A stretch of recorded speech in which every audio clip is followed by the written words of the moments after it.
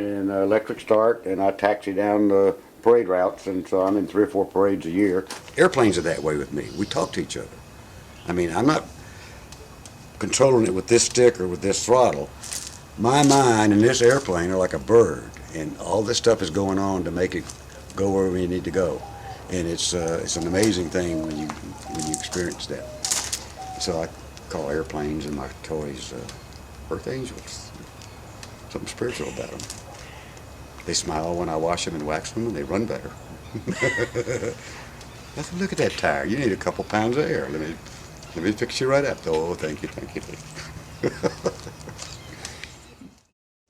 Well, it started when I was 6 years old, and I got my first airplane ride with my uncle. And I said, that's it, I'm going to be a pilot. Instructed in the training command for 5 years, and I finally got my fighter. And at that time, that was in '67, when I graduated from, finished the training command business.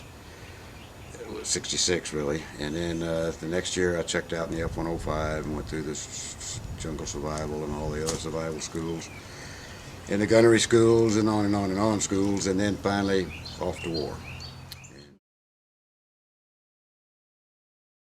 The flying was challenging. People were shooting at you. SAMs and MiGs and small arms and all of that. Just combat. Almost every time I flew for 100 missions. Every combat mission I saw. Death and destruction. And it was not a fun thing, that part of it. But we didn't look at it that way. You can't look at it that way. You've got to look at it that you're the best fighter pilot in the world. And whenever you introduce, any fighter pilot will do this, whenever they introduce a new guy to a friend, they always introduce the friend as the world's second greatest fighter pilot. And we all do that, and we know what it means, because if you don't think you're the best, you're not going to last. Essential for survival, that you've got to think that you can do what nobody else can do.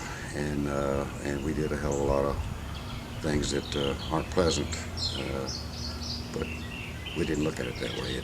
It's a very impersonal war when you're at above 10,000 feet and almost supersonic all the time. You don't see the whites of their eyes, and you either come back and land in a nice environment, or you don't. It's about most everybody I knew over there were heroes. It's kind of a brotherhood, and it really is, because we depend on each other with our lives. And when you're flying on a guy's wing in a cloud at night, and all you've got to fly on is his lights, if he flies into a mountain, you're going to be in good position when you go into the mountain with him, you know.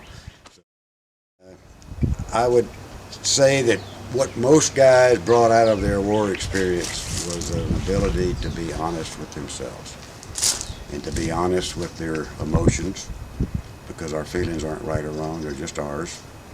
And I think most of us reach that by necessity because of the combat environment. To that point where we can just be honest with ourselves, and we don't have to prove anything to anybody ever again, you know. And that's what we all have in common. And like I said, it's glorified in the movies and all of that stuff, which isn't the real world, but what we were in was real world with real people, and it was a horrible experience in many ways, and a beautiful experience in others. So I have fond memories of my combat experience, and I have nightmares too. We all do. But that's history, and I can't let history drag me down.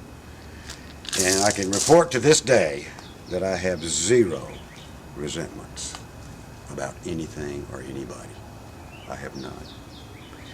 And I think that experience helped me grow to that level that I can honestly not regret anything in my past. I regret a few things that I didn't do well, that I could have done better. But I've worked through that, so I don't regret the past. And I don't fear the future, so I don't have any fears, and I don't have any resentments. I'm a pretty healthy guy.